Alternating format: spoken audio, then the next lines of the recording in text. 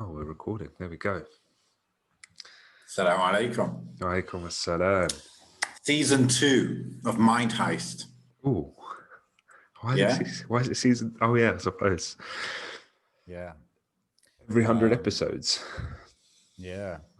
You know, I was thinking actually, bro, we should, from this episode onwards, we should upload it on a Mind Heist YouTube channel, like its own one. Could do. Why not? Which we have, right? We just haven't used it yet. So Yeah, I think there is one. We should do that. Wow, breaking free. Because soon enough, inshallah, I'm gonna use this channel, the Sira Master channel, for like a very specific thing. So we should have whoever wants to see that, see that. If you want to see that, subscribe to that, you know. Damn, my hair's looking mad. I like it. It's very long, bro. I like it, Akhi. Yeah. Not thinking of going bald? Me? No. Yeah. Why not? It'll be easy. Get the clippers. I mean, I've done that for most of my life, you could say. Bro, I was from I think it was year 7, you know, when I was 12 or 11 or whatever. I was getting number 3 just all over, 3, 3, 3, my whole life, bro. So, yeah. And then, you know, what changed, I guess, and I'm realizing it now again, is going to England. When I went to UK, when I was like, I don't know, 21 or something, I realized, okay, when it's cold, you want long hair. You feel like, yeah, let me have that hair to warm me up, you know? So it was a few years after that I just let it go. I think I was very, very busy for this one specific year of my life. I was extremely busy. I just let it grow and actually started to like it. And that was in the UK where it's not that hot. Then I went back to having short hair. Now in Turkey, where it's kind of cold, it's the winter, I realized, oh yeah, that's why I don't really want to cut it, because it's cold, you know? So it's a functional thing. That's what hair is, really, isn't it? Yeah, it's to keep you warm, I suppose. SubhanAllah. Bro, losing yourself in the fashion of it all, that's what's happened. Yeah. I'm sitting here with a blanket on, Akhi, I'm freezing. Honestly. Heating's on as well. I'm just so cold. Got that wind, bro. Sea breeze. What's new in Turkey, bro?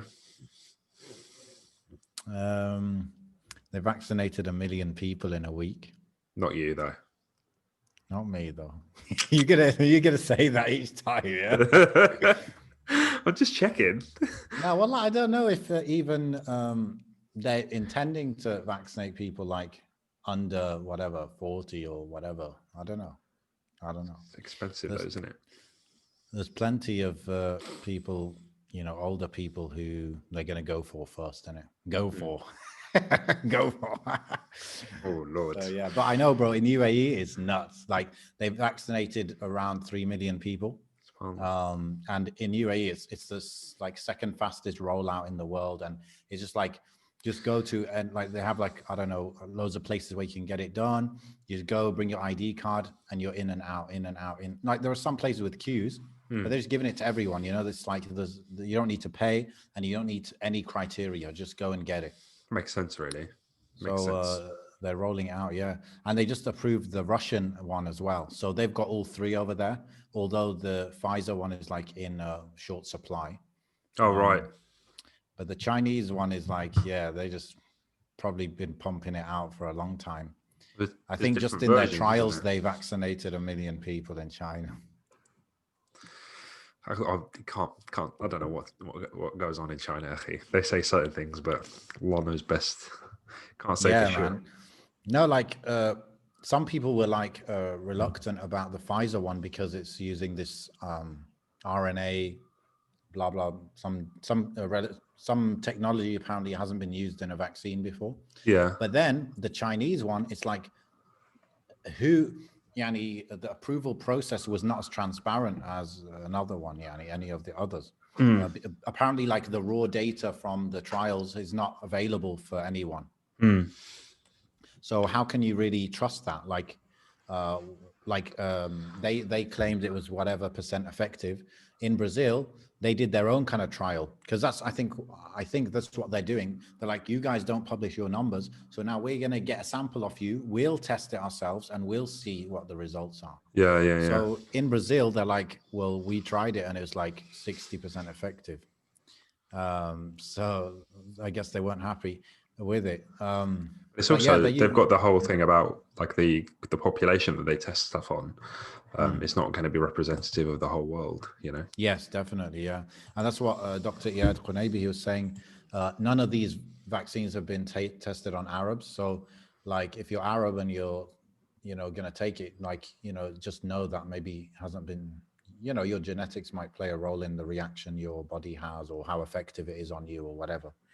But he's like got, I think, pharmacology background, and he was saying, he's somebody that I would trust, and he's known amongst people and scholars, to be a serious guy. And he said, yani, the Chinese one seems dodgy not because it's Chinese or whatever, but you just you don't know the data, you don't have the results. Nobody's been able to check the data themselves, I suppose. So that's what he said about that. But yeah, man. For this episode, bro, I told you I wanted to talk finance. Oh, there's a big debate. There's a big debate going on right now. There's a big debate going on right now on my one of my group chats about Bitcoin, for example. Okay. Now, the reason I bring this up was it will set a good precedent. Bitcoin is cryptocurrency is generally relatively new, and I'm sure everybody's heard of them, right? And some people, are like it's halal. Some people say it's haram. And at the moment, one of the brothers is very fervently talking about it being haram, right? That's fine. But there's students of knowledge and shuyukh and stuff that are of the opinion that it's halal, right? It's permissible for certain reasons. I'm not here to say which is which, but for some reason he just won't accept that. I don't understand. I'm not trying to say that it's permissible or not. I'm just trying to say it's a new thing, relatively new. It's not like something that have people that have preceded us on it. And whatever, fair play. If you want to take the position that it's impermissible, that's fine. But don't start like not violently, but aggressively attacking people that say maybe based on they're not doing it out of their from their own minds. And it's similar with a lot of things like this. So that's a good precedent to start things on. As long as you can find people that have preceded you in it, because we're all laymen, really. We're all laymen, and if you can find a position that can, if you find a position that you feel comfortable taking and you're confident in taking, then fair enough. Obviously, there's grey areas, and if you'd rather avoid grey areas, that's perfectly fine. If you're telling people to avoid certain things based on the position that grey areas should be avoided, that's also perfectly fine. But I think there's this big thing about new things are automatically a no-go area. And I try to use an example of other new things that have come in the ages and how the ulama took stances on them, or some ulama took stances on them, such as I remember hearing things about like when the radio first came about or coffee first came around.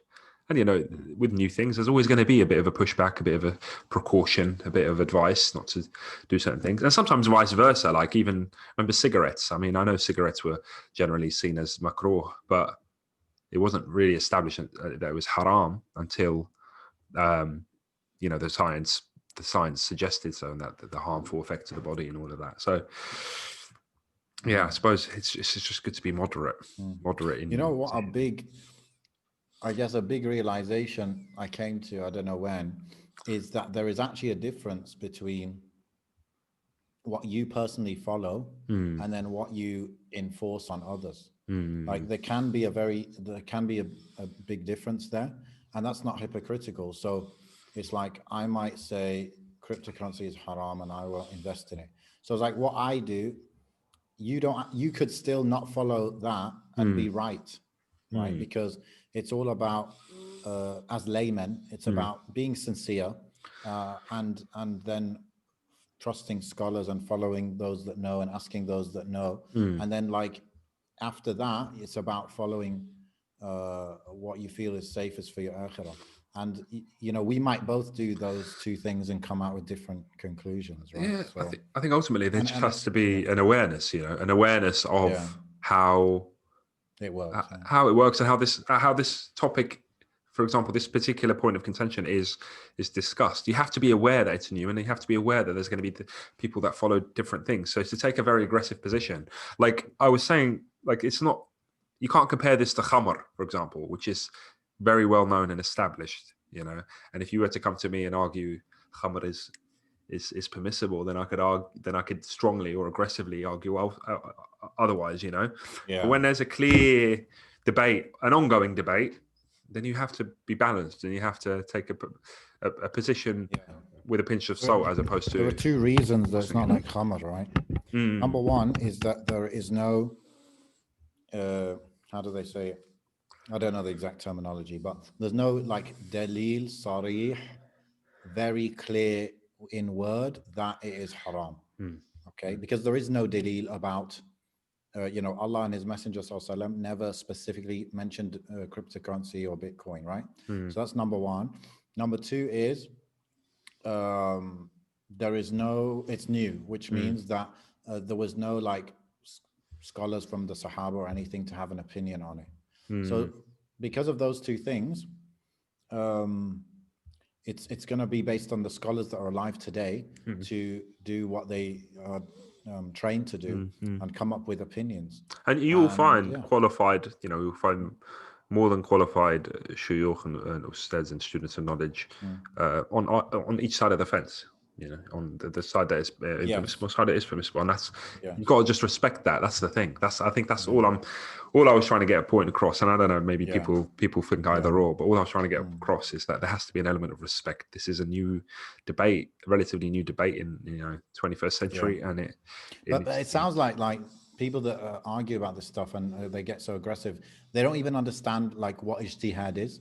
Ijtihad being coming out with a new ruling. You know, and in this case, you're coming out with a new ruling. You're not taking an old ruling because there are no old rulings, right? They don't know what that is.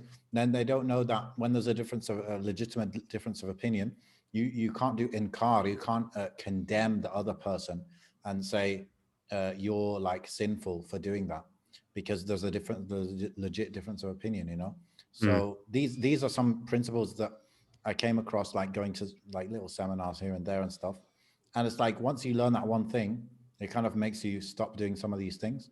So although it's a shame that with all the information available out there, although sometimes that's actually something that stops people learning, but also it should be something that makes it easy to learn. Even with that, all this stuff out there, people still don't know these kind of basic things. Like if there's a difference of opinion, you can't condemn the other side. You can say that you think they're wrong, but you can't say you're definitely, for example, going to be punished for that, or you're definitely sinful, etc. And then the concept of ijtihad, like it's a new issue where the scholars are gonna come out with their own opinions. So it's like basic knowledge, and inshallah we can get there bit by bit. Inshallah. But bro, so money wise, bro, I don't just want to talk about like stocks and stuff, even though I definitely want to get into that. But before we get into that, like obviously buying stocks and investing and stuff, it requires a certain level of money, like that you have saved and you can actually spend, obviously. Before you like actually think of investing, one concept which I've heard of and I try to implement is having like an emergency fund. And this is, I think, something most people get it from Dave Ramsey, who's actually a decent guy to follow on this because he's a Christian, like a kind of a proper Christian, as proper as they get in 2021, right? Like he's against borrowing generally and stuff like that. He's not against interest, but he just discourages borrowing a lot. So I like that about him. But anyway, in his book, one of his books, he talks about the steps, to being like financially kind of decent off, well off, whatever. And one of them is to have an emergency fund. I think the first one maybe is to have an emergency fund. Because, most people, like they say in the US, I don't know what percent, like 50% or more, they don't even have $1,000 in case their car broke down or in Yeah. case their arm broke or whatever it is. So that's the first step, I think, is having an emergency fund. Do you have an emergency fund? Yeah, I say I would. I haven't had it. I haven't established that until quite recently, though. It wasn't something. I think if we start from the beginning, there's a lot of vices that people can fall into. Some of which I may have, some of which I don't, but I can obviously identify. So one of the biggest vices is debt in general, Yes. and the how acceptable debt is to an individual, especially a Muslim,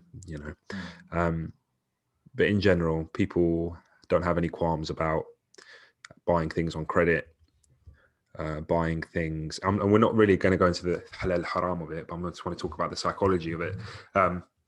They don't have any qualms buying things on like payment plans and layaways and stuff like that, even though, we would probably do it quite generally.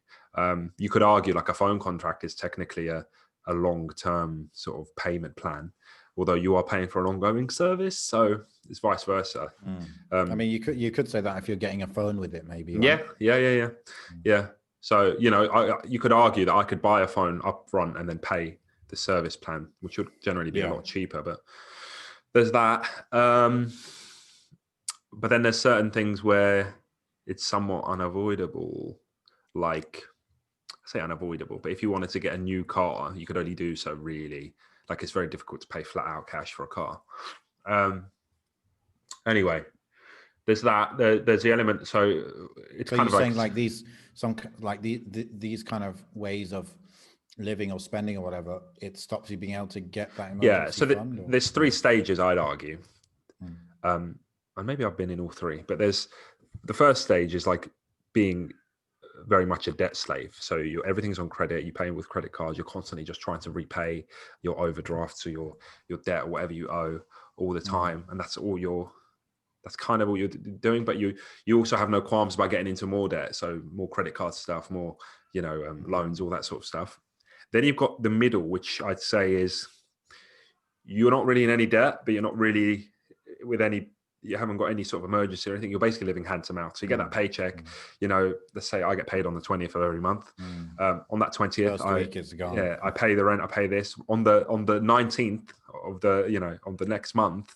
I've literally on my last £10 or £5, and I haven't saved a penny. And then can't wait for payday. Boom, get paid, and you repeat that cycle. And I probably did that for a long time. That was me for a long time. And then the final. Let me ask you, bro. Go on. Actually, so we don't just say the third one, then I'll ask you.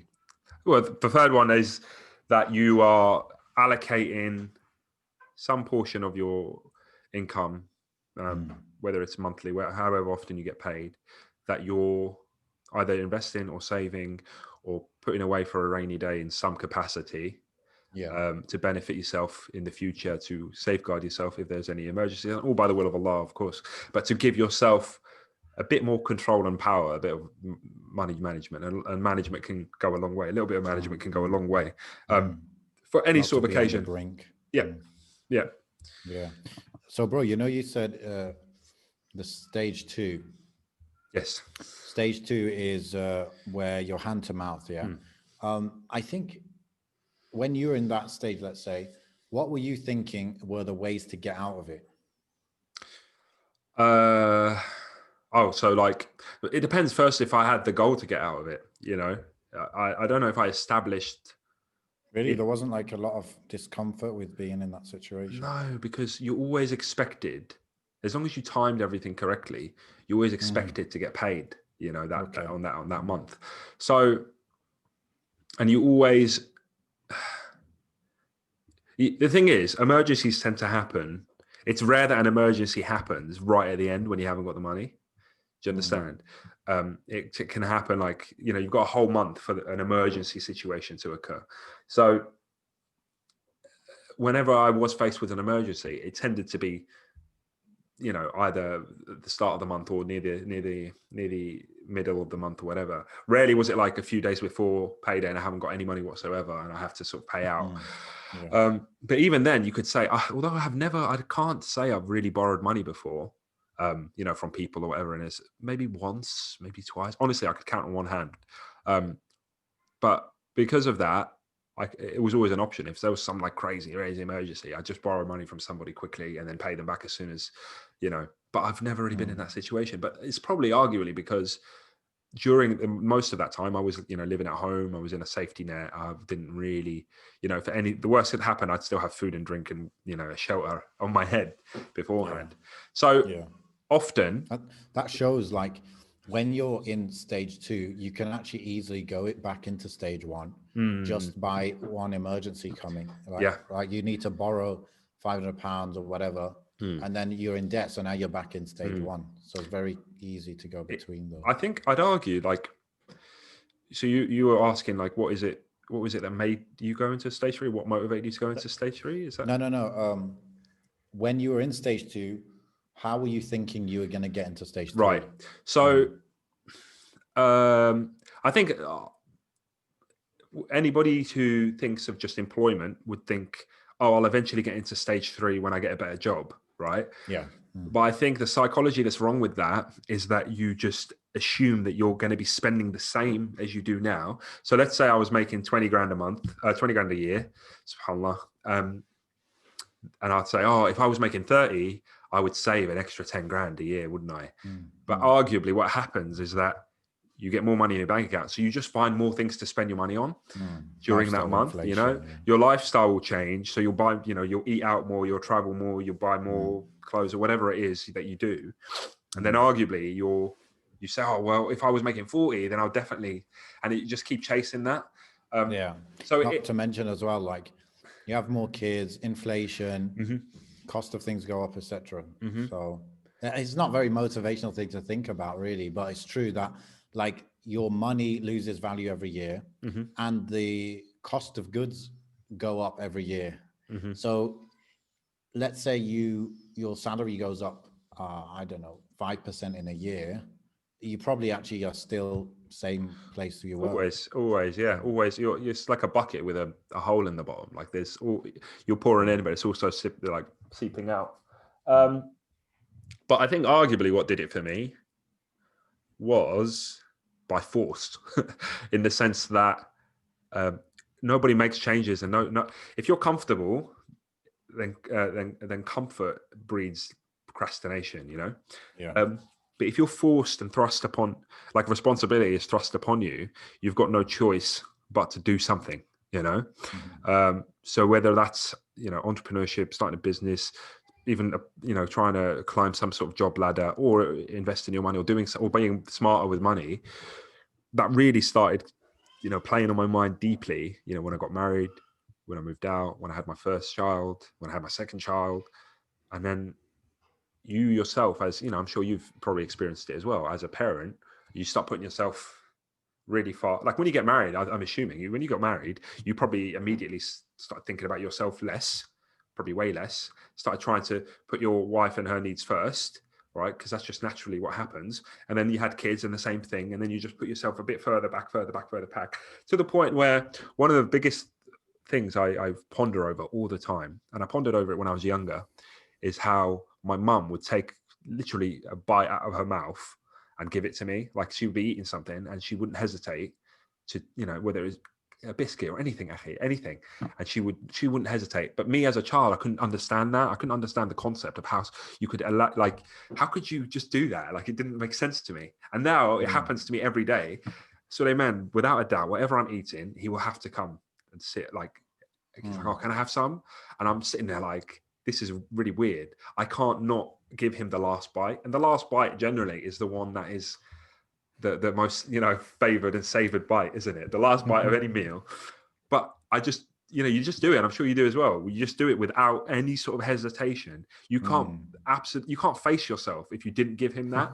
You just can't, So this is the, the psychology of it all. And I think part of that is to play when, there's obviously a tradition in Islam about how children bring barakah with them, right? And I think part of that barakah, because Allah subhanahu wa ta'ala works in, as they say, in mysterious ways, part of that barakah is the psychology that Allah subhanahu wa ta'ala instills within us. The moment you're blessed with a responsibility, that responsibility being kids, Allah subhanahu wa ta'ala will inspire you to make change. You know, money isn't going to come out of thin air like magic, but a lot of it is because of your attitude change. You know, Allah subhanahu wa ta'ala has inspired us to have a different attitude, quite possibly. Yes, it could be also, you know, there's certain event changes in your life. Allah subhanahu wa ta'ala attracts you, you know, money is attracted to you in a particular way because of, you know, things that happen that are out of your control. But I think it's twofold. Maybe there is an element of that, and only Allah will know that because that's like the unseen. Yeah.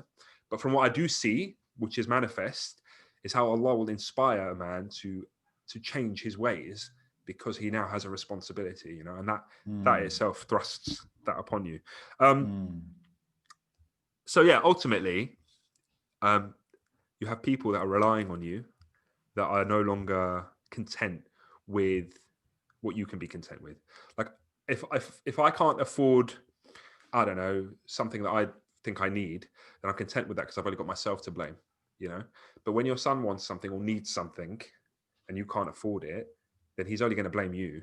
That's an external judgment or external judge right now. That plays a different psychology on yourself.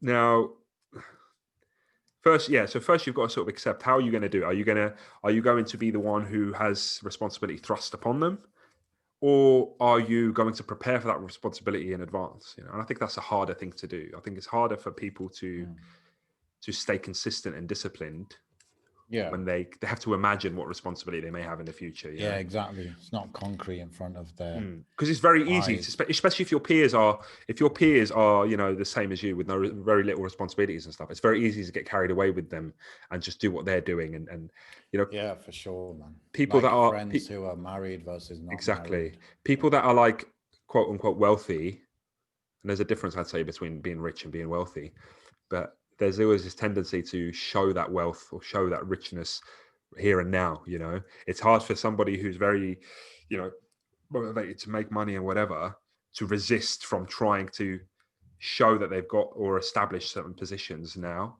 you know. And I think the biggest thing that allowed me to you know, to establish myself in a what I'd like to think is a strong position is to negate all of that mindset. You know, forget about the material side of it all. Like, don't even think about it as an opportunity to show off or to have nice things or whatever. Just think about it as numbers. Just think about it. That's all it is to me. Like, it's just a mathematical equation almost. You know, I think about investing and I think about saving money or whatever as just numbers, you know. And in that way, I don't want to attach emotion to it, because emotions can what causes friction. You know, if I lose it, then it's lost and it wasn't meant for me. And if I gain it, then it's numbers, so I'm not attached to it. You know, so it's all like, okay, I allocate this to this. You know, and another thing as well, which we can also delve into, but these are just points I'm identifying, is charity as well. You need to establish right from the start before you have anything, because I think you asked me the question, or how, you know, how much can you start with? How much should you start with? Right. Even if you were starting with 10 or 20 pounds, then you should have charity at the forefront of your mind straight away. Okay. And the reason why I say that is because you will never know when it's enough. Because if you say to yourself, I'll give charity when I'm really wealthy, when I've, you know, really saved a lot. Yeah. But that's you speaking from this perspective. Mm-hmm. Rich and wealthy from a millionaire's perspective is a billionaire, and do you understand? And a rich and wealthy for a billionaire's perspective is a multi-trillionaire, whatever you want to call it. So we're always on the upper hand, Akhi. If you compare yourself to somebody, and proof of that is that, you know, Jeff Bezos, Elon Musk, Elon Musk is just doing his thing, from what we see from the outside. He's like, look, I want to do this space thing. I want to do this electric car thing. I'm doing it. I just ended up the richest man in the world, whatever, on paper, blah, blah, blah, yeah. But Jeff Bezos, what I've seen, like a few videos, articles here and there, is his ego's invested in being better than Elon Musk. And so he makes, like, obviously he's like CEO of Amazon, right? So he probably makes like big decisions on investing, right? So I think they bought that autonomous car company Zooks, or I think it's called. Yeah, something like that. So he did that, and he makes a lot of these kind of decisions to compete with Elon Musk, and it's like it seems to be very like emotional, like ego driven. And so even Jeff Bezos, he doesn't feel it's enough where he is now, right? He's like, for a while he was the richest man on earth. He's, and he business wise, he's, you know, accomplished incredible things, and he, you know, he owns whatever he wants to own and blah blah blah. He's investing in whatever space exploration and this and that, but still his ego is like, Well, I'm not enough.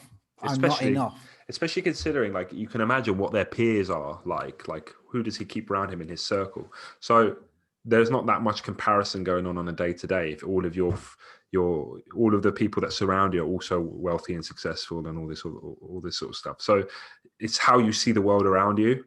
It's very easy that when you're surrounded by wealthy people or rich people or whatever, to then see the world like that, even on a subconscious level, to the point where you don't think you're exceeding, you don't think you're breaking any boundaries. So for sure, yeah. So that's why I think the main thing is to work on psychology and perspective way before anything else. Yeah. I think when I was, you know, like growing up in UAE, I didn't actually understand how in the UK, like I thought, okay, in UAE, there are plenty of people making money. In UK, plenty of people making money, right? But I didn't understand how in the UK, like loads of people, they actually have good salaries, but they literally don't save any money. You know, I couldn't really get my head through that, because especially back then, UAE, obviously no taxes, and the cost of living was still quite good. So just like you said, that environment in UAE, it's like, yeah, like everyone in UAE with a decent job is saving money for sure. Like they wouldn't even come to UAE if they can't save, because they're leaving their home country to come to UAE mostly for financial reasons. Yeah. So, you know, but then to go to UK and it's like, yeah, I earn 40K a year and I'm saving zero, or I'm in debt. Yeah. That was like a new thing for me. And that's because of the environment that I was growing up in and stuff. Yeah. I think ultimately, I've lost the thought I was going to talk about, but ultimately, going back to the charity element of things, it's about reinstilling that fear element, because you don't want to be one of those people that Allah speaks about in the Quran who just counts their money and thinks that their money is going to last forever, you know. And also, what I was going to speak about now, I've remembered. Bro, is your mic plugged in? Yeah, can you hear me? Okay, yeah. Go on. Maybe I'm too far from it. I'm going to hold it. It's fine. I just thought it went muffled here. I need something to raise it. No, it's good now. Yeah. What was I going to say? Yeah, one of the things, when you start practicing or start taking the deen seriously, it's hard to strike a balance. It's hard to strike a healthy balance in, or an understanding in a lot of things. Like, it's very easy to think, you know, it's all about al-akhirah, and that's all I'm going to focus on. And I'm not going to focus on anything else. And ultimately, I think that was my first pitfall, was that yes, and rightly so, I was very passionate about the deen when I first sort of discovered it for myself. But part of that was like, oh, I don't care about the dunya at all. You know, I can live hand to mouth, whatever. I just get what I need, etc. And that'll be it. Not realizing that you are tested in this dunya as well, not just about, you know, your deeds and stuff, but also about your responsibilities. You have a responsibility over certain matters. You have a responsibility to either work hard in certain things, or to establish yourself in certain positions so that you can benefit other people. And that's, you know, if you can do that from a particular intention, then you'll be rewarded for that also. So, and it's also on a practical side of things as well. Like, you can't expect somebody to go up to subhanAllah, somebody's father, you know, with the intention of marrying them, and be like, oh, I haven't got anything, by the way, but I you know, I tawakkal ala Allah. Well, you haven't shown that you can tawakkal ala Allah, because you haven't done anything. You just think that you make dua and things fall at your feet, you know. And yes, maybe some people can live that very stoic, very sort of, you know, almost like a saint, you know, proper ascetic lifestyle. But in the 21st century, there are bills to pay, you know, and there are certain things that need to be achieved. And even on a grander scale, actually, like,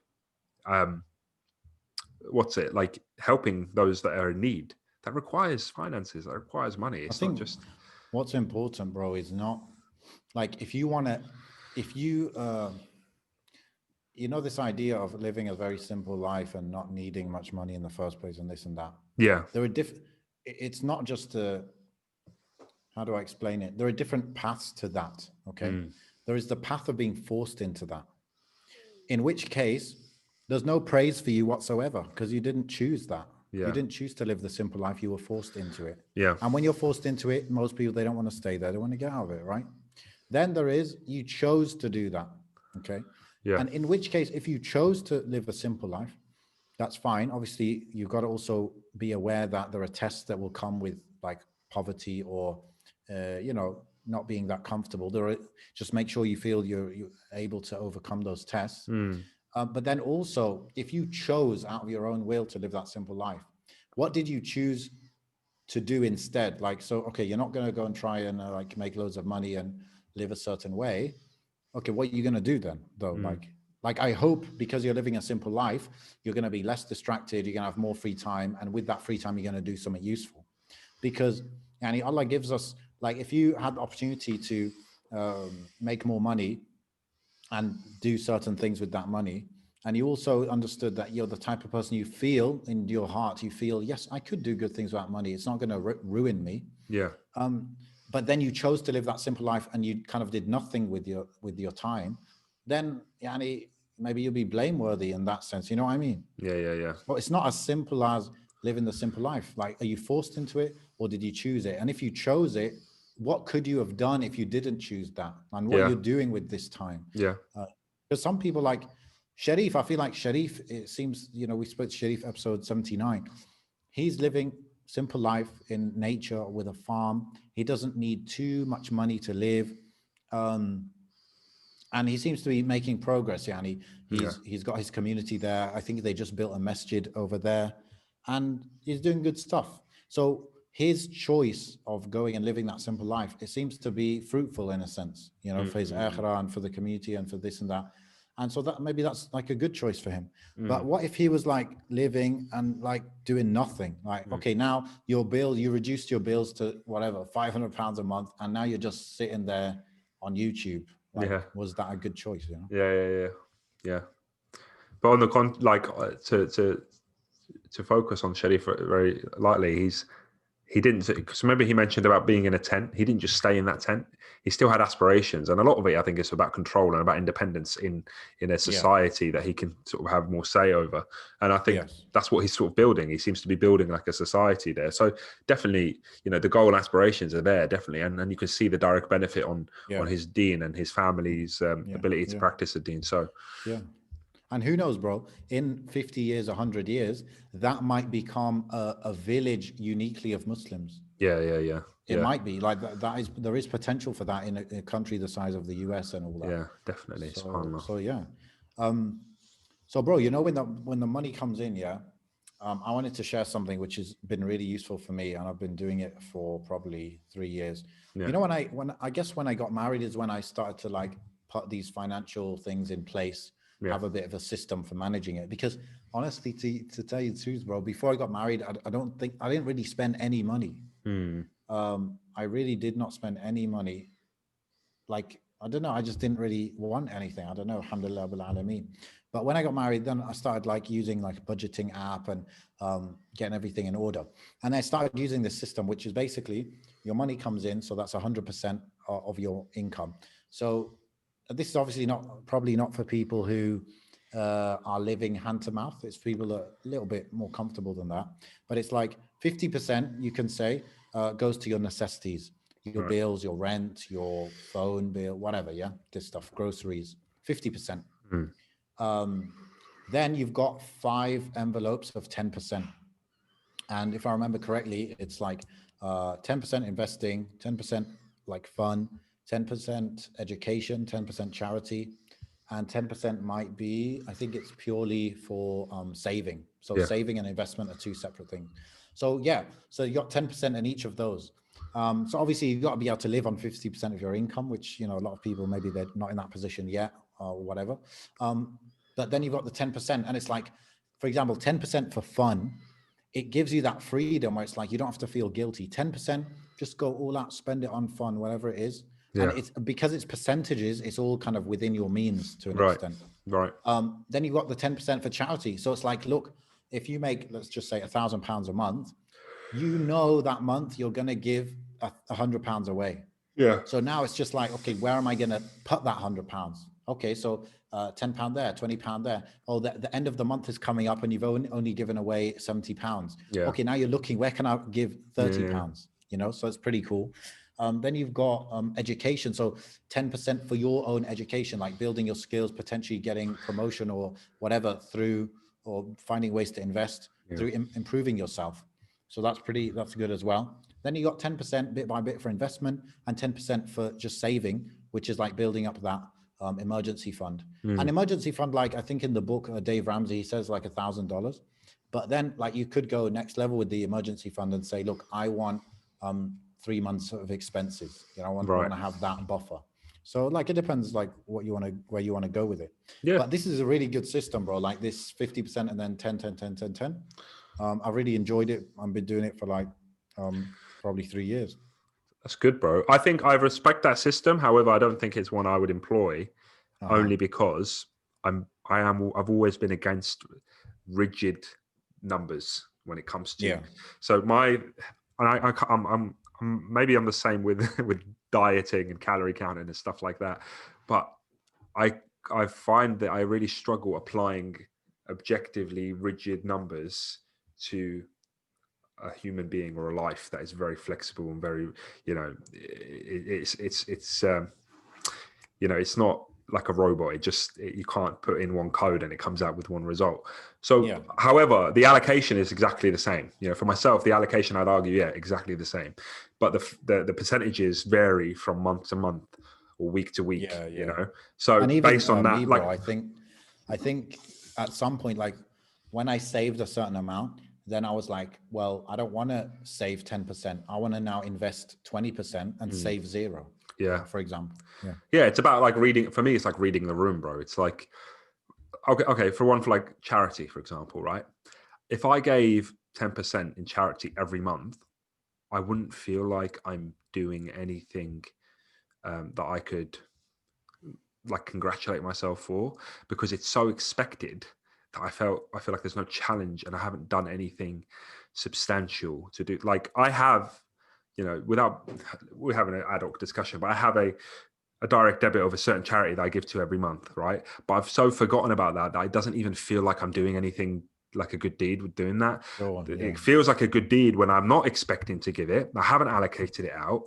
And then I feel like, you know what, I really should, you know, and it could be based on your own guilt or my own guilt or whatever the guilt is that's happened, you know, how charity expunges the fire, right, of Jahannam. So it could be anything you feel guilty about or some mistake you made or whatever it is. And you just feel like, you know what, I could really, or safeguarding, actually, like none of the main reasons, the ultimate reason I give charity is this notion of safeguarding myself. I feel like, I can't say there's a direct hadith or narration about it, but I always feel like to protect myself from anything, I should just give charity all the time as soon as I can. So I could be really anxious or nervous about something, you know, some sort of event coming up or even anything at work. And because it's so easy, I just flick my phone out and I feel like doing that, even if it's psychologically doing that, is like, oh, I've paid forward, you know, I've paid forward so I can attain some sort of protection from Allah subhanahu wa ta'ala. 100%, bro.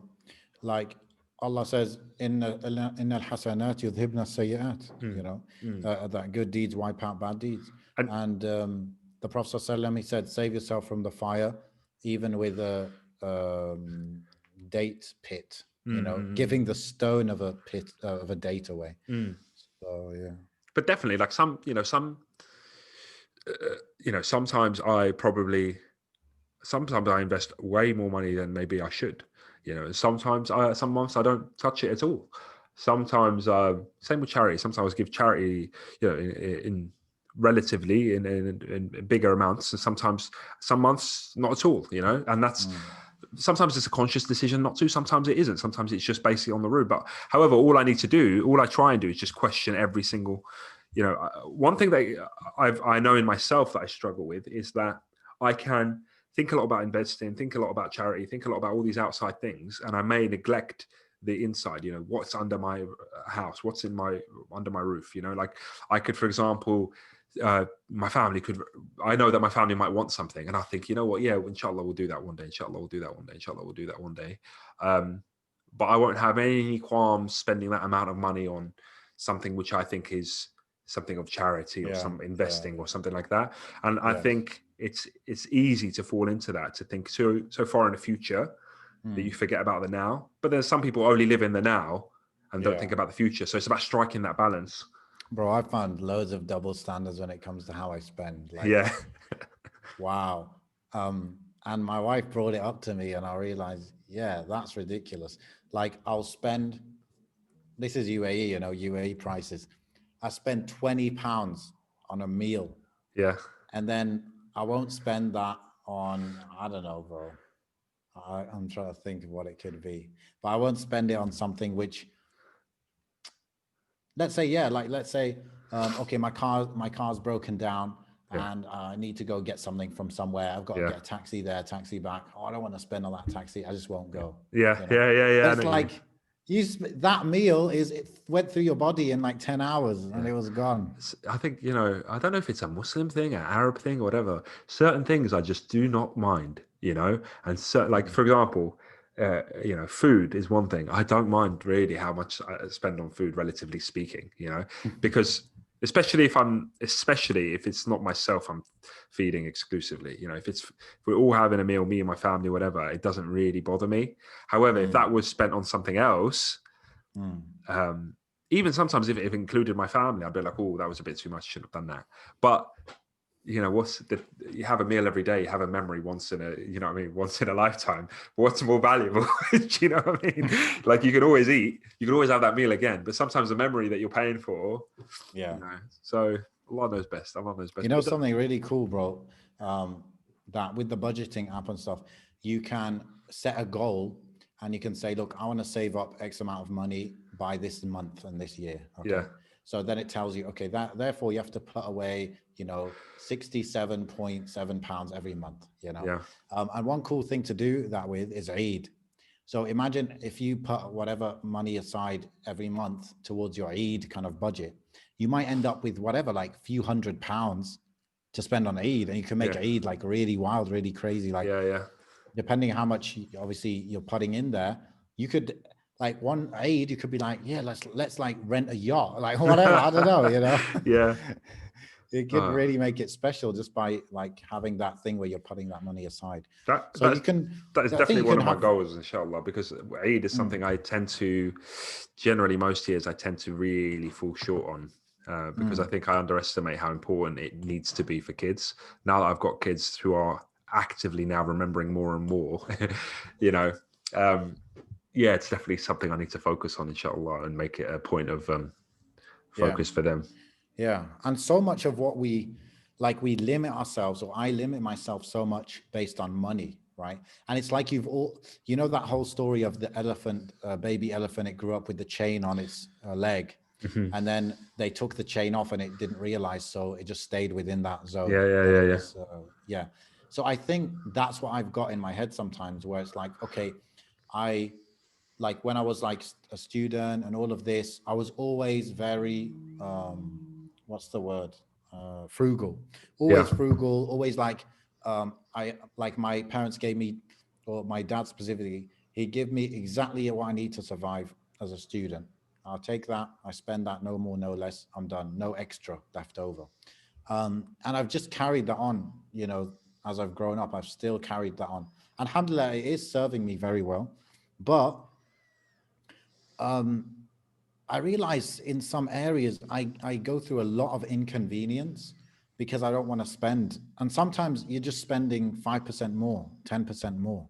And you could save yourself so much, whatever it is, inconvenience. Or the same with Eid. It's like, okay, Eid sucks. Like, why does Eid suck? Okay, if you had £1,000 to spend on Eid, would it suck? And then you start thinking, yeah, well, if I had £1,000 to spend on Eid, someone's going to give it to me and I have to spend on Eid. I can't spend on any other day. Then you might start thinking, yeah, well, you know, I might do this. I might get that. I might rent this out. I might, you know, so yeah. And sometimes we got to flip switches in our head because we're so used to ways of thinking about spending and not spending.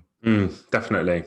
It's also, you have to have a bit of empathy for what you consider is, like, if you, at the end of the day, we're the heads of families, and we are responsible for other people, and you have to try and think to yourself, yeah, fine, I wouldn't spend my money on that. However, it means a lot to them, so I'm going to have to do it, Yeah, that's something else, bro. Like, you've got to tune where you're happy to spend money to your wife as well. Yeah. To understand what, other people value. So it's like, I don't, like you said, you value spending money on food. She doesn't, right? Yeah. But she values on house stuff. Yeah. So now it's like, okay, well, I'd spend £20 on a meal, and she wants to buy that for the house, and that's £20. So, Yeah. you gotta. Yeah, that's one thing. Yeah, you're right. Actually, you probably nailed it. Because, like, one thing that I've struggled getting sympathetic about is like furniture. Like, I'm not fussed, as long as I can sit on it and it's not going to hurt me, I'm fine. It's not a torture device. Yeah, exactly. Well, as long as you can use it and it's not going to hurt me, it's fine. But, like, some things I won't do for years and years. Actually, like, it was something like as simple as like a curtain.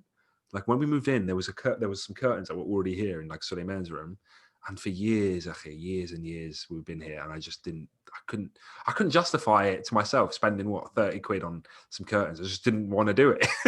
I didn't want to do it, and obviously eventually I caved in. I don't even think I'm the one who caved in. I think my wife just did it, but stuff like that, like, it's really weird. The psychology of it was very weird. There's definitely things that I wouldn't mind spending 30 on.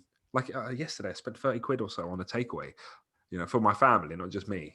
But it took me years to do that for some curtains. Yeah, exactly, bro. This is where the double standards come in, Yeah. man. And like, this is a thing, like we talked about this maybe before, like, as the person who's receiving the money and who's ultimately responsible and in charge of where it goes, you need to, if you want to be, you want to have good answers, Yom Al-Qiyamah, you need to be able to justify all these things, isn't it? Like, and so therefore you have to have that sympathy, have that, not sympathy, but empathy of that, of your wife or your kids. Like, okay, they value it. I don't value it. They value it. You have to, and this is where just basic communication comes in, spending time with each other, understanding what people value, and just thinking. Sometimes we don't think enough and observe, because no one's going to, like, most people are not going to have that vocabulary to come to you and say, look, you value spending on food, I value this, so please think. They're not going to do that. You have to do it for yourself. Definitely. So, bro, yeah, when it comes to investing then, right? So there are many areas of investing. I guess I just want to ask you questions now, because about specifically the stock market, because, you can invest in like building your own business. You can invest in even, I would say, upskilling yourself, depending on the job. You can do, like, I was talking to a pharmacist the other day. He's like, you can do specialist pharmacy courses where it's like specialize in skin stuff, skin illnesses, whatever.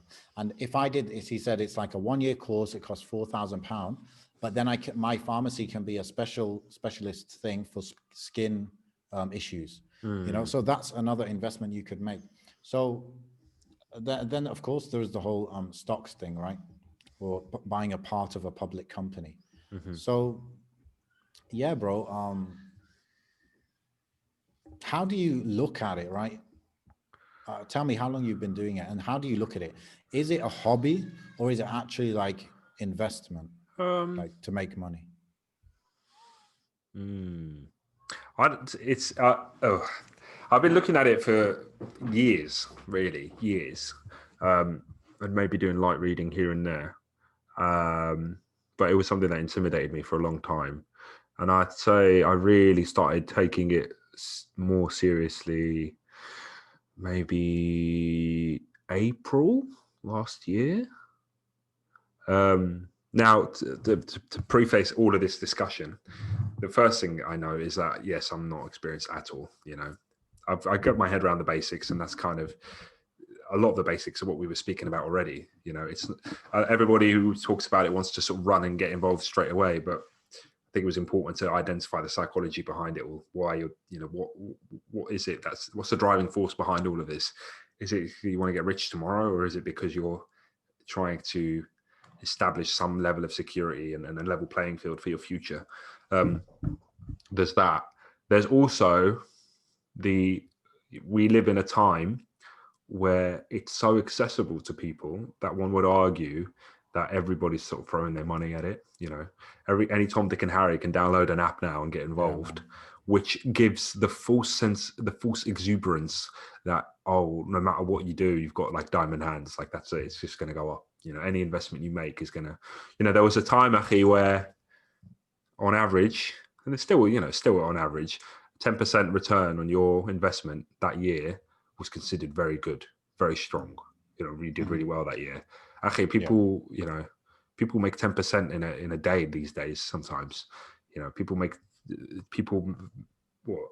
some of my strongest or highest returns have been like 160%, 180%, silly stuff like that. Like that isn't. What I keep trying to tell myself is not to convince myself that I'm very good at this or whatever, because that's false exuberance, and that's the big pride before the fall, you know. So what I do is I do monitor a lot of it on social media. I monitor people's you know, chatter and just general talk about this sort of stuff, and I do see it. I can tell that, oh yeah, we are definitely new to this. Like you've got more established, you know, people with traditional values, traditional way of doing things that have made a steady sort of return on their investments for many, many years. And they will comment on, there'll be a commentary on this sort of investing population at the moment, these newcomers, so to speak, that they are basically just running before they can walk. And in the same way that they were so quick to put their money in, they'll also be equally quick to take their money out when things go bad, which is why. So ultimately, the first thing I preface it with is maybe stick to fundamentals, because you're not here for tomorrow. You're here for 10 years time or 15 years time. Or, you know, that's what I try and remind myself to look for. Right. So yeah, that's the first thing. It's about having that mindset and establishing it. Practically though, what I did do you do it? So do you do it to make money? Yeah. Yes. Is that how you look at it? I look at it as a somewhat passive wealth creation tool. You know, although I do dabble in buying and selling stuff short term, it's not like, it's literally maybe 5% of what I do is that. You know, the 95% of what I'm doing is basically investing my money and I don't want to really touch it. You know, I don't really want to touch it. Even if, you know, if this bloody stock market crashes tomorrow, I'm not really, my intention at least is to not be scared of that, just to carry on, you know, because I'm not thinking about to you know, next week or next year. I'm thinking about, you know, when those milestones come around, you know, whether my kids want to go to university or, you know, my daughter wants to get married or something, you know what I mean? Like little things like this. I'm not thinking about, or anything. Actually, you know, something happens tomorrow. Yes, it could be tomorrow that something could happen, and I need to pay out for something important. You know, I don't want to be in a position where I'm left asking people for handouts. You know, because, you know, like let me explain what I understand. Yeah, go for it. So the way, like, investing in stock market is nothing new whatsoever, right? No, of course. It's been around for a long time. Obviously, it's more accessible now than it was before, but it's been accessible for decades already, right? And the advice that most people seem to give is, you know, as you're getting your salary, you put a certain amount into what they call an index fund. An index fund is a mixture of loads of different companies. And because there's so many in this basket of companies, there's so many different companies, you're so diversified that some will go down a ton and some will go up a ton. But on average, you make like 9% a year. I think that's what some of the numbers I've seen. You'll make 9% a year. So you double your money in, like, I can't remember what it is. Yeah. Whatever it is. So you just keep putting money in, and it's like compounding and all that stuff. And that's how it works, right? Anybody that tries to beat the performance of an index fund, meaning they select specific companies to buy and sell at and this and that and get profit that way. most of those don't make as much as just an index fund, right? We're talking about professionals, people that do this for a living, people who like have analysts, they have supercomputers who trade and this and that at the right time. And they still, maybe never, I'm not sure, but extremely rarely do they beat just the boring thing of putting your money in an index fund. Now, obviously, I think, and that's what I was always thinking about, bro. Like when you're telling me about what you're up to, I was thinking, yeah, maybe I should do that. But then index fund.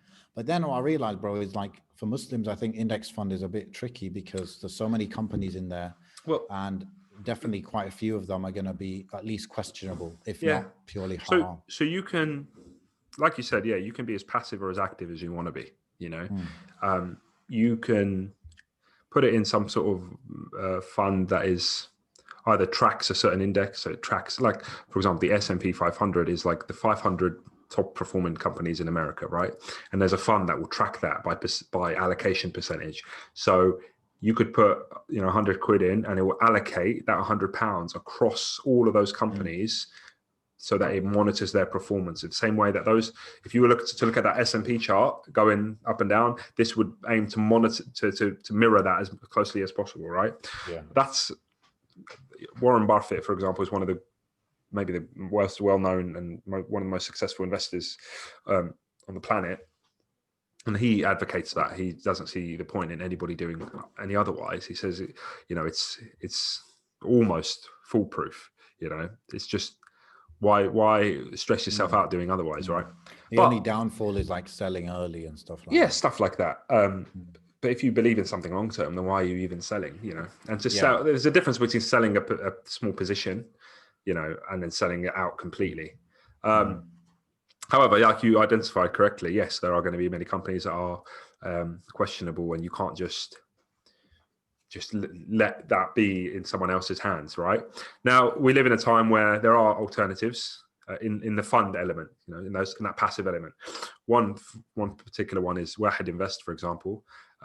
They've been pioneers in the Islamic field, at least, of starting I'd say they're an actively managed fund. So they have a bunch of people that work for them that will manage your money in that sense, and they will also allocate it among Sharia compliant companies or shares of those companies. So that is an option for yourself. If you wanted to be that passive, you would select. I remember having a portfolio with them before, and you select what sort of risk, how aggressive you want to be, or riskier that you want to be. Obviously there's risk involved in everything, but obviously what they say is the younger that you are, the more aggressive you can go. Generally because speaking. Basically, if you're coming closer to your retirement age, then you're much more risk averse, because you don't have time to recover from any loss you'll make. So that's why if you're young, if you're in your 20s, then you can go full aggressive, because even if you lose everything, if you don't sell and you wait, it should recover on average. Generally. So there's that element of it. However, once again, the possibility of returns, like you said, they can be quite small. You could be looking at you could be looking as low as 0 or minus, really, by year, or you could be looking at maybe 5%, maybe 4%, something along those lines. Now, that's in regards to the passive side of things. Then you've got your active sort of, I want to do this sort of more. I want to be more involved in this. I want to actually do my own research, do my own sort of, and for that, there are now, platforms available. I sent you a couple, but there's Zoya, which is backed by Usted Joe Bradford, which I think I may have mentioned before. He has a master's from Medina University, and he's studied in the Muslim world, Islamic law for like 20 years or so. Now that is more of a screening tool that you can basically put companies in, have a look at their financials and how permissible it is based on the Sharia compliance model that particular platform uses to follow, to screen. Generally speaking, it's let me actually get it up because it'd be easier for me to read it. Generally speaking, from what I could study on it, there's a lot of ijtihad, and it's whether you want to engage in that. But a lot of it is like Ijtihad from them, ijtihad obviously, from not us. Yeah. ijtihad from the ulama who have set this groundwork of this model. This isn't something that they've come up with. This is a model. They're following a model. Yeah. I forgot. Basically, they're following some council or something have created the criteria for what makes a company halal to invest in, and they're applying that on companies. So they've got the model they follow specifically is the Accounting and Auditing Organization for Islamic Financial Institutions, right? And that is something I think I could be wrong, but I think it was a board of ulama and financial advisors that basically established this in Qatar, but I could be wrong. It could be somewhere else. However, so for example, go on. No, I was just going to say their model, to briefly try and summarize, is that their interest-bearing debt of a company doesn't exceed 30%. Their interest-bearing securities doesn't exceed 30%. 30% of what? 30% of their entire interest-bearing security. Yeah. So if you were to look at their interest-bearing debt, if it doesn't exceed 30% of their total market cap. Okay, market cap. Yeah. And then you've got, that's just the financial aspect. So that's their financials, what they dabble with financially. Then you've got the actual business itself. So what it deals with, right? And I believe their standard for this is that it shouldn't deal with more than 5% of non-Islamic, things. Haram, basically. So trying to think of an example here of something that they deem impermissible. Gambling or Spotify maybe, or if we go Spotify.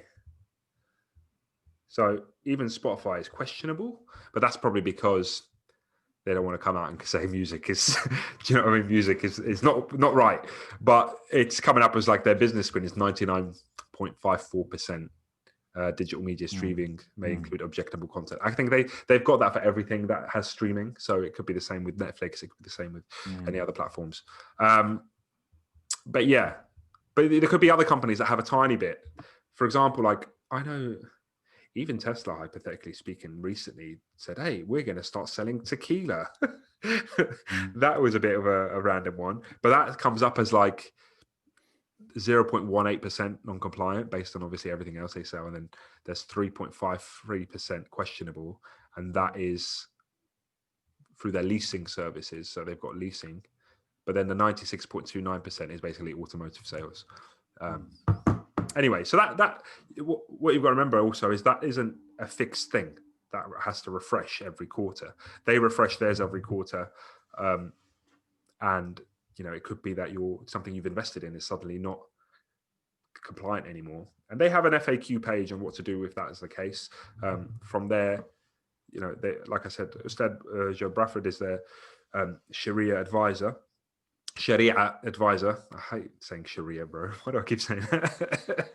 And I think he's suggested that you can hold it for 1 quarter as a grace period. If not, then you can sell out. And then there's all these other things that you can do. And then there's obviously purifying your money in terms of like dividends payments and stuff. So you could be invested in a particular company, such as Coca-Cola, for example. They pay a certain amount of dividends based on how much you hold every quarter, So that's a bit like a kickback to you for being a shareholder of the company. There's generally like companies do that. So it depends. So growth company, for example, such as, I don't know, we could say Tesla as an example. They are so heavily focused on developing and growing as a company that they don't pay out anything. They use that money to reinvest in the company. Okay. But more established companies such as Coca-Cola, they pay out dividends because you wouldn't say that Coca-Cola is a growth company. They're not looking to they're not expecting to grow to double in a year. Yeah, they're not looking to innovate and make some sort of new thing. But yeah, so that's the element. So growth companies, generally, you're going to see your money going. Yeah, the worth of that is going to rise. more than say an established dividends paying company. Yeah. But that's So maybe someone might ask, safer. like, why would you buy something like Coca-Cola then if it's not expected to grow hugely? And I guess the answer is for like stability and Yeah. consistency. So for stability, also, if you think about it, you could easily a goal for anyone should be that they reach a certain amount of wealth that they can actually then maybe even predominantly invest in dividends paying companies. And because of the percentage that they own, they could literally live off just dividends. As opposed, like if I was to invest in dividends company, I'd get like 20p every 3 months or something. You know what I mean? Something silly like that. However, change that or transform that to someone who's like a millionaire or a billionaire or whatever, and they own dividends paying company, they would just constantly just be working for free. They wouldn't even be working. They'd just be getting paid by these companies for just being a shareholder, right? Yeah. And I guess like over your lifetime, if you keep putting bits in, and inshallah, as your income increases, you keep putting, similar percentage in. Like, for example, if you had a portfolio of, trying to think, let's say 400K, which is a lot of money, isn't it? If you had 400K and you made 10% a year on that, that's 40K a year. Now you're fully passive income, basically, isn't it? Yeah, exactly. Like there's people that have calculated, and also another thing, like different dividends paying companies will pay at different times during their payouts are, although it's a 3-month, a quarterly schedule, they will pay out in different times in that quarter. So you could theoretically organize it in a way there was someone did it online who showed that he organized it in a way that he could get paid literally every month. And the amount of money it was like a few $100,000, but he allocated so he could get paid around $4,000 a month based on this particular model. So literally he was just like, okay, well, that's it. I don't need to work anymore. Once you get to that point, you don't have to work anymore. You can just carry on doing this. But also that which they give you can also be reinvested if you so choose. But there is a method of purifying that, and I think it's based probably on, let's say, for example, I haven't got to that stage yet, but let's say 5% of whatever company is impermissible, then that 5% of the dividends would be thrown out to purify it in a sense, Why do you have to purify it? So I haven't studied that yet because I haven't actually been faced with that yet. But from what I'm reading, at least on their platform, is that there's a discussion about having to purify dividends that are paid out to, and it could be because that dividend money is directly linked to their performance and what they've sold, as opposed to to what they've bought and sold. So they're, the actual business activity, as opposed to you owning a share, isn't necessarily linked to their business activity. It's linked to the exuberance of people that are buying that same position, and that's one thing that people don't realize, is that in all honesty, if you're not a dividends paying company, the only incentive really and truthfully that you have for buying shares of a particular company is that you're hoping everyone else does too, because that's what puts it up. Because the less shares are available on the market, the more pricey it is, right? Yeah. So really, this is where you have a bit of discussion about market manipulation and stuff like that. Like, there's one thing at the moment going on is like people are online in their exuberance have boosted like companies that are literally failing just for the sake of it. So even short-term stuff like penny stocks and stuff like that. So very, very, very cheap companies, people will pump them online. People with big social media accounts will be like, "Oh, buy this is the next big thing, blah blah blah. You need to get this." Right, everybody in that circle buys. The price goes up, and then the original person who did that sells because they've achieved their target, and everyone else suffers the consequence of that. And that's illegal, right? Not really. I think certain aspects of it can be, but generally speaking, me telling you to buy something, that's your choice. You bought in. I've got the choice to sell whenever I want. However, we're getting into very niche areas here. Generally speaking, what we're talking about is the concept of you investing in something, and in this case, we're talking about shares of a company. But even so, I suppose you could also, although I have no experience in it, you could also buy gold, for example, and that use that as a future investment, something that hold value. I think gold is something that if you had not like a little emergency fund or even a 3-month one, but let's say you had a 6-month or even longer emergency fund, you might want to put some of that as a precious metal, Mm. just because it's an emergency fund. So you're not like expecting to spend it except in an emergency, and putting it into precious metals will preserve it against inflation and stuff like that. Mm. So that's a reason. People, that's why when you see like economy going bad, you see the price of gold going up, because everyone leaves the stock market and they go put money in gold because they're like, gold is stable and safe. That's how they see it. So gold is not a way really to make money. It's a way to just preserve money, you know? Yeah. And same with like maybe real estate, like it's seen as safer than stock market. Yeah. But bro, I wanted to ask you, right? So if I'm looking to buy now, like I think now this is like this is why I'm not sure if I should think of this as an investment or hobby. Okay. Right. I guess as I put more money in, eventually it has to be investment more than hobby, right? Yeah. Otherwise it's expensive hobby. So Apple, okay. Apple, I believe Apple is going to do very well, like let's say in the next year, because they're doing this, making this transition into more software sales and services, which is 90% profit margin, as well as the new Macs that are coming out. They seem very, very good, etc. So I think they're going to be solid. They're going to be strong. Their share price right now is $140. Okay. Now, what I don't understand is if you look at the trend of Apple, it's just going up and up and up. So why isn't everyone just buying it and it's going up even faster? You know what I mean? Like, are you telling me there are people who really don't believe Apple's going to do well, or what? Yeah, I mean, it depends on what kind of graph you're looking at. But if you mean timeline, yeah? Yeah, sorry, yeah, timeline. I mean, if you're looking, the thing is, everybody thinks that when you look at it from a maximum, like the maximum timeline, like, okay, we've got a timeline here from 2013. It's as clear as day to see that. But then when you look at like, even if you look at 1 month, like look at it 1 month ago, it was 136 and it dipped and it just kept dipping and it was really like hitting at the 120s and then it went, now it's up at one. But you don't know what it's doing when you're in that bubble. It's easy to see. It's easy to see. Hindsight is 2020 basically. Yeah. But there's that's the beauty of investing in a 5-year window or 10-year window. Exactly. Is that those things shouldn't bother you. Exactly. I'll be honest, even like Apple since 2013 has risen about 770%, right? And I'm sure like Tesla would have done that in just 1 year last year. Okay, so there's opportunity cost as well. Something silly like that. Yeah, about nearly 700%. In the past year, 640%. Yeah, right? Yeah. But generally speaking, Tesla up until maybe 2019, so from 2013 to 2019, hardly moved at all. Yeah. Hardly moved at all, right? It wasn't that hype around it. Oh, hardly moved at all. So this is what I mean. Like doubt in it.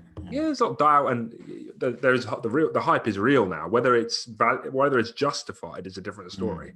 Probably isn't justified at all, but whether it's justified is a different story. So when you're in it, in that moment, it's hard to say which way it's going. It's easy to say, oh, it's gone up so much this past year, so it's just going to carry on going up, But you don't know, like, what was it like? All these oil companies 10 years ago were like top of where Apple is now. All these oil companies, and you just thought, yeah, they're just going to keep going up. Yeah. And now look who's at the top now. It's like Facebook, Amazon, Tesla, for example. All these like digital age sort of thing. But you don't know what the future is going to be. You don't know what the next. You're right. Yeah. Be. Like I feel confident about Apple in a 3-year window. Yeah. After 3 years, I'm not confident with that. Even me up to about. Even a few months ago, I thought Apple, that's it. Like, I don't see Apple doing anything in the future unless they really try and innovate hard. I didn't see anything. But now they're talking about getting involved in the autonomous vehicle industry. They're getting involved in VR, like doing VR headsets, stuff like that. I was like, okay, so they've got a bit of bite left in them. They're not just sitting ducks, Yes. While some companies, going back to, I'm not saying Coca-Cola, I expect Coca-Cola to innovate. But Coca-Cola's been the same for the past 50 years. Like, you know what I mean? It still tastes the same. They just carry on, Yeah. So that's the element. So it's not about now and about next week. It's about in a few years, inshallah. And bro, another question, since a lot of people, let me talk about this. You know, like Robinhood, for example, Yep. it's that app. I think it's only in the US, maybe Canada as well, right? It's not available in UK. That's like the main app that everyone's using in order to buy stocks easily. All these young people, Yeah. like literally people fresh out of uni, they got Yeah, a bit yeah, of yeah. money, they're putting money in, and they're causing crazy amount of money to flow into the stock market that would never have usually gone into stock market because of that incredible access. Yep. Now, people like, you know, Professor Scott Galloway and stuff, that he really was criticizing them hard because they make spending real money, sometimes hundreds, thousands of dollars. They make it like an app, bro, like in-game purchase, in-app purchase. Like they make it so easy, and they use all the usual triggers around like dopamine rush and notifications and all of that. And he's like saying that's completely unethical because people can throw away life savings that way very easily. And there's that story of that guy who incorrectly was told through the app that he'd lost $100,000 and he killed himself. So it goes back to our principles, you know. It goes back to number one, first and foremost, us as Muslims, right? What we believe in, what our principles are. And number two, it goes back on what your goal is and what your agenda is and why you're even doing this in the first place. And first and foremost, a lot of those individuals are investing on what maybe we call margin, in the sense that they're basically loaning. It's almost like they're taking out loans for a short-term gains that they hope to pay back. And that's when you're really in this gambling mode now, where you're not thinking about in a few years' time. You're thinking about next week or tomorrow. Like, oh, this is going to explode tomorrow. I'm going to put everything in it today because based on this bit of news or this little inside information, whatever it is. And yeah, so and this is where you're like, okay, this is the gambling mode coming out. This is dirty and dark, and you can do that with anything. You know, people may liken this to gambling, but it kind of depends on your mindset approach of it. Yeah, it does. It's not gambling because you're owning something, you're owning an asset, and it's trade essentially. But even trade can trigger those same sort of gambling sort of receptors. Like I could buy, I don't know, a bunch of fidget spinners, because that's what people did, wasn't it? When fidget spinners were a craze, they bought boxes and boxes of them, hoping to ship them all the next day. But then suddenly, no, the fidget spinners aren't interesting anymore. So people were just stuck with all these fidget spinners, don't know what to do with them. So that's what it is, really. And that's the thing with the fidget spinner one is a good example, because that was a short term, I'm going to make quick money out of this. But people have invested their money, on physical stuff for the long term, and they've done a lot better, and it's a lot safer. Yeah, they may have not made as much as someone who maybe really made it big on a fidget spinner, but this is it. It's about detaching your psychology. It's not about. But the thing is, to appease that, there's another thing. To appease that, and this is where we come in with your question about whether it's a hobby or a sort of investing like long term. I don't see why it can't be both, and that's what I've done to educate myself more on it. I have a small portion I allocate to like very short term, maybe week by week or month or whatever positions. And then the majority, like I said, 95% of it is going to be all, long term. Set and forget, With a lot of apps now, and especially, platforms that I'm using, you can have even a practice account, right? Where it gives you a set amount of fake money and you just do what you want with it, practice with that. I had a practice account that was, my practice account gave me £50,000 and I turned my 50,000 into 100,000. I'll check it now and it'll probably still say 100,000. But then that's when you're like, oh, maybe I should do that with my real money. But that's not what I was doing it for. It was to learn. It was to understand what all these sort of options are and what I can do and what's out there. And the biggest thing at the end of the day is, like anything, you learn through making mistakes. I've made mistakes, not maybe huge mistakes, but I try and be very, sensible, and I have to remind myself to be sensible. I think discipline and patience is like a key trait for this stuff, isn't it? Ultimately, it's the same with anything. We are always taught, even in Islam, is to think about the future, to think about our deeds, to think about what we invest in the akhirah, for example, to put things forward, right? And take some of that and apply it to your finances. And I think that's the key, really, is to do things that your future self will thank yourself for now. You're 30 years old now. Inshallah, your 40-year-old self can look back at your 30-year-old self, be like, oh, I made a good decision that day. That was a good thing to do.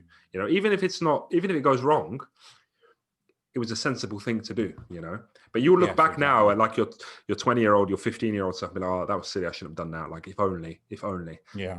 You don't want to be 40 thinking about your 30-year-old self. Oh, if only I should have, I could have, I should have been more sensible. So it's about that, really. That's the ultimate thing. Bros, so with all this money coming in from these young people who don't necessarily know what they're doing, they call them the dumb money. I guess I'm part of them, yeah. The dumb money coming in, yeah. Does that mean that companies that are not known to the average consumer are not as good? Yani, they're not going to give you that growth that others No, that are I famous. think once again, we're in that thing where we're looking right at this particular moment and not at the bigger picture. And I think the bigger picture, really and truthfully, is that, yes, everything's going really well now. They call this the bull market because it's a market that's just every day, like, oh, it's easy, going up and up. Like I've seen videos of people just talking about it like it's just easy, like anyone can make money. Like there was this couple that was saying, oh yeah, by the way, this is how we make our life. We basically buy a stock here and then it goes up. And then when it stops going up, we sell. Like it was that easy. Oh yeah, it's easy. Everyone should do it. Like it's easy to say that when things are going well, but actually there's been there've been market crashes. There's been times where the market's just going down year upon year upon year, and this is what all of these newcomers, including myself, are not ready for and they've never experienced. So they don't know what it's going to be like when things are bad, and what I think it's going to do is theoretically, it's going to literally shake the froth off of that sort of basket. It's going to shake off all the people that haven't done this long term, or I'm not thinking about it long term, because this is just the next hype for some people. So you have to buy assuming it's probably going to go to zero, but it won't necessarily stay at zero, but it will go to zero. And you have to buy telling yourself, when it goes to zero, I'm not going to sell. So this is it. Going back to what I said earlier, I could afford to lose everything I've got so far. That's what I have to tell myself, right? I could afford to, and I'm not saying, like you said, I'd be gutted if I did. I'd be gutted if I did, but it's not going to affect my ability to pay the rent or to live or to, do you understand what I mean? So I can still pay my rent. I can still eat. I can still drink. I can still carry on. I can still start saving again. That's fine. The likelihood of me losing 100% of everything I put in is slim, but the likelihood of me losing 20, 30, even 50%, it could happen. It could happen, right? But I need to be ready for that. And I need to be consciously ready for that every time it happens, every time that, because what's going to happen, Aki, is as soon as there's going to be like those red days and then there's red months and those red months turn into red years, people are just going to be like, oh no, take my money out, and just going to keep going. That's what happens. The more people sell, the more it's going to drop. People lose hope in it. People go and find something else to put their money in, right? And that's what they'll do. But it's the individuals who are thinking long term, who are not trying to make be millionaires tomorrow, they're the people that are going to stay, and they're the people that are going to remain consistent. It's basically like the story of the tortoise and the hare. People can burn themselves out, and right at the end they'll be like, that's it all drops for them. But the person who took it steadily and slowly, bit by bit, and it's sensible, and that's what we should be. I'd go as far as to argue that it's just not of a Muslim to be that way, to be literally almost like erratic and almost gambling and trying to, do you understand? Because you even lose yourself. It affects your iman doing stuff like that, honestly. Yes, sure. Yeah. So, like there are some companies that I know about because I'm in like the kind of software / marketing kind of industry. So I know about these companies and I very much believe in them. But the average person never heard of them, right? Because for example, these companies will just sell software to other businesses. So those ones, like, because I fundamentally believe they have a very good product, they're going to do well. There's no hype around them, but it's still like a good idea, right? Yeah, if it's all down to you, Aki. The fundamentals that people look at are like balance sheets, their financials, how they're doing every year upon year. Are they making money year upon year? Are they losing money year upon year? Right. There's that element of it. With software, for example, software companies, they are very, if they're doing really well, they've got a good product on their hands, they've got a good like membership base or whatever, they could also be bought out by other larger companies. That can also often be a positive thing for them. What else? And then there's also is that company going to stay just at that level, or do they have like, ideas where they can innovate? Are they going to do something completely new? Are they Yeah. going to invest their money in something else or chase some sort of other opportunity? You know, Mm. does Coca-Cola just stay making Cokes, or does Microsoft start, doing X, Y, Z, like all these other things, not just computers? You know, this is it. So, yeah, one could argue that they could focus on making the next, making the next Facebook, or trying to find the next Google, or whatever it is. Yeah, everybody wants to be that person who identifies I think some of that. the boring stuff is what might do well, and you can get in at good price. Like there's one company, I think it might be, like in the UK you've got, is it B&Q? Okay, like the home, like the DIY store. Exactly, yes. Yeah. So that version of that in America, apparently has done really well this year, because everyone's staying at home and they're like realizing, wow, my house sucks. Let me fix this up. Let me do this. And so their stock price like doubled in a year. Yeah. So it's like, if you believe that trend will continue, then that might be a good call, for example. But no one's going to have heard of this thing or thought of it, for example, or for example, you think of, okay, in America, or around the world, you've got to distribute hundreds of millions of vaccines, right? Yeah. Who is going to distribute that? It might be FedEx, it might be DHL. So is that a good place to invest? Yeah. So it's like thinking of not just what's in your face, but like what is powering those things that are going on. Ultimately, in this day and age, the information is more or less free. You don't really need to pay money to study anything in these day and age. And the thing I would argue is, don't just stick to one thing in the sense of source of information, like one, as in, like, don't just find one guy on YouTube and just take everything they say. You need to listen to both sides of the spectrum, even market analysts and stuff. How many times have I read a flipping, article about this next company becoming the next big thing, right? And I'll read that and I'll be like, oh, that's amazing. That's, this is going to be the future. But I'll purposefully try and find a negative article that counters that, so that I can make my own mind up, because they're both going to ideally be having some sort of facts that they establish in their analysis. And then you can be like, yeah, I see that. Or which one do you lean towards more? Do you even care about this? Do you even want a position here? And ultimately, like you said, things that you can understand are probably going to be the most important things to yourself. I can understand a certain industry. You might understand software in a certain industry. So you can see something, and then an analyst might say, this is great. This is new. Like, for example, I'm really into video games and stuff, and I've always followed that industry since I was a little kid, right? But when I see analysts talk about certain companies in the video games, industry, I'm like, what are they talking about? They've got no idea. This company's trash. Because not only am I a consumer, but I followed them for years and years, and I've always been fascinated with that industry. But I would read like stuff about financials and stuff, even way before I was into this. So when I see someone who doesn't know anything about what they do on the ground, just talks about them from a financials level, they don't get it. They're not consumers of it. They don't understand. So it's that element of it. And there's going to be things that you experience on a day to day that you're going to be like, oh, do you know what? That's a really good service. Actually, there's no other service that does it like this. This is really, really good. That is the ultimate sort of point of a company, isn't it? To consumer satisfaction. Because without consumers, they're not going anywhere.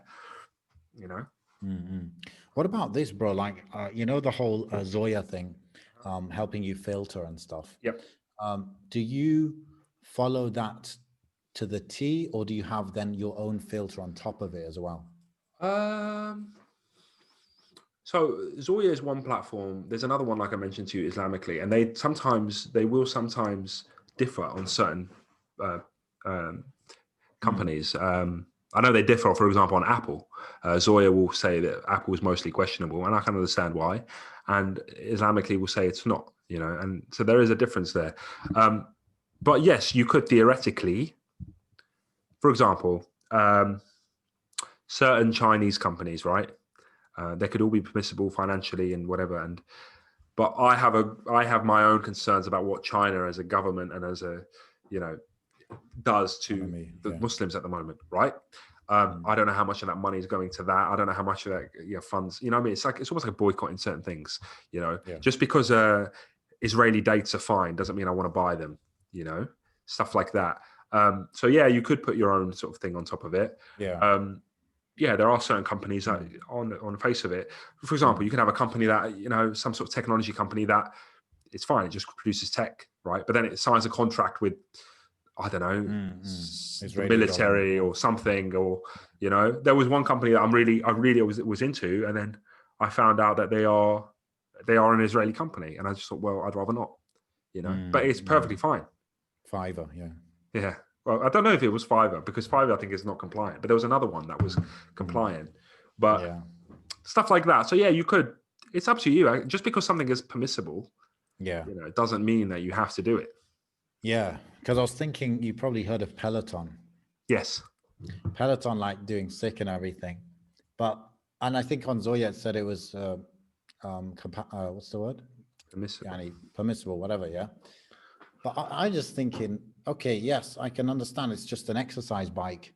But then those like live classes, which is like the main feature of it, you can imagine what's going on in those live classes, right? Oh, right. So, yeah. So that made me think, well, I mean, so I guess you can only do what you're comfortable with and what your heart is content with, isn't it? So that's why I like stuff, stuff like for me, Shopify is sick, bro. Like e-commerce in general is doing very well. And Amazon can't take all of that growth. Someone's got to take it. And so I think Shopify's there. I think Shopify already, most people understand that it's doing really well. Well, this is it. Yeah. Like I have a position in Shopify. The reason why is because I used it for many years when I had PureXI. I used it and I was like, wow, this is so much better than a lot of other stuff. And the stuff that they implement, like you'd have to be a user to really understand, and a comparative user as well. Yeah. Because when I used it, I was like, this app system that they've got within it is incredible. Yeah. Yes. Because they've outsourced a lot of their work to other people to produce features for them. That's not something that everyone can say they do. It's not like you can jump into eBay and be like, oh, I really wish I could do this. No, because eBay has to make every single feature on there. Whilst now you've opened it up for users to make features that then can complement your platform that you're not even doing the work in.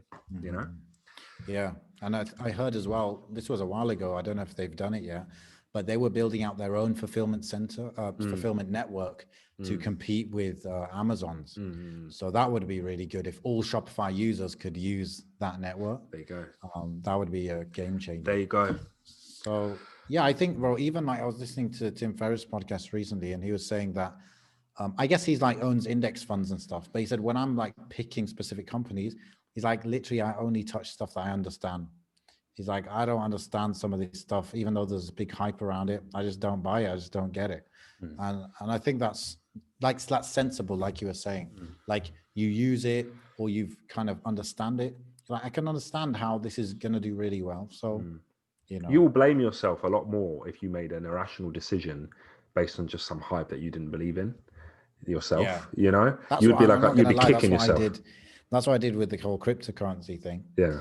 I honestly, I didn't really fully, I kept trying to understand what it was, but I never fully understood what it was.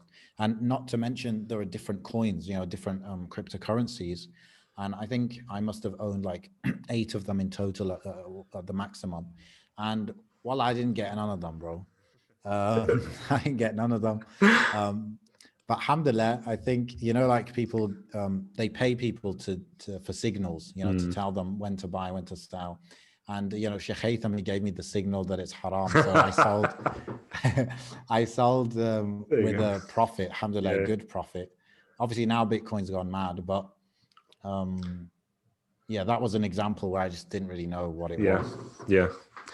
Well, bro, I need to wrap it up. I was meant to wrap it up a while ago, but I need to wrap it up, inshallah. And I know we've only really touched on this, but maybe we can do a part 2, inshallah, next episode. Inshallah, yeah. So send your questions in or comments or anything like that to just go to mindheistpodcast.com. You find the contact details there, and we'll read them out, inshallah, in future episodes. Thanks for listening to us. Yeah, Allah. And be sure to check out the new, inshallah, YouTube channel. We'll put the link, I suppose. Oh, yeah, I better figure that out. I'm sure I've got it. I'll figure it out, inshallah. Inshallah. Ya Allah. Assalamu alaikum.